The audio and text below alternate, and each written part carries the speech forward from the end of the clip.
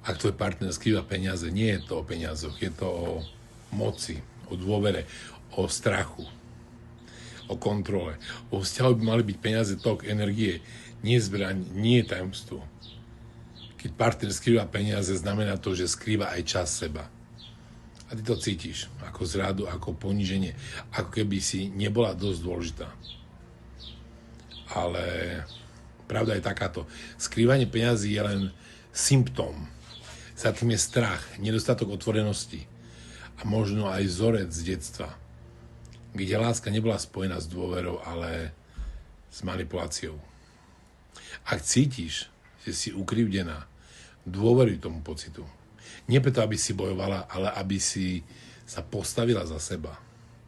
Lebo skutočný vzťah sa nedá vybudovať na žiadnych tajomstvách. A peniaze nikdy neklamú. Vždy odhalia pravdu, ktorú slova zakrývajú.